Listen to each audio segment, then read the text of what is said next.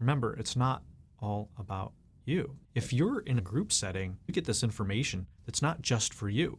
One of the most fascinating things I've seen in the group cynosomatic work, a participant going through a process and they're facing the shadow material, they're having this huge healing and transformation. Two other participants are having the same transformation and healing experience, simply witnessing them going through it. That participant is taking the whole group forward with their courage, with their willingness, with their healing.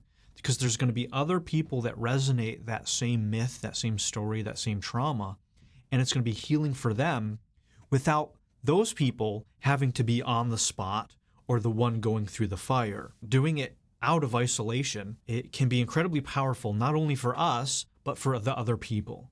It's all about intimacy.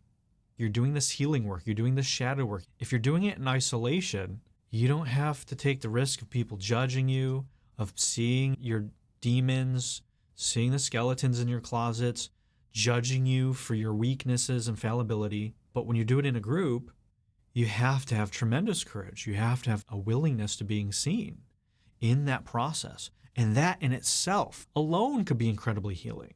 I've had countless clients say just being seen and heard in these things that I thought were despicable, that I thought were unlovable, that made me a monster, and having you love me without judgment has been incredibly healing and transformative.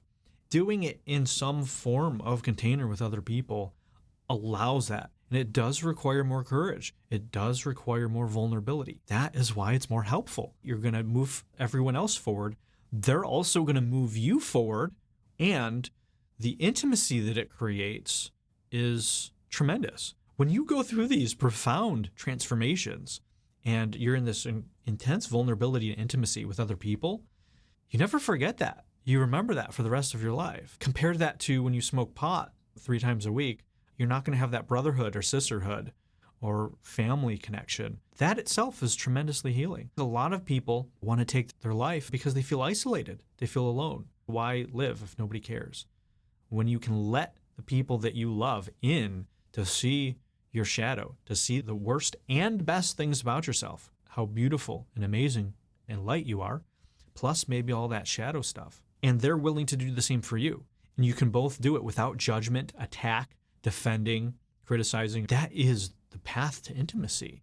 And then if it's a lover, if it's a partner, the physical intimacy that you may have afterwards, the physical sex, that connection and depth is so much more meaningful and connected and intimate.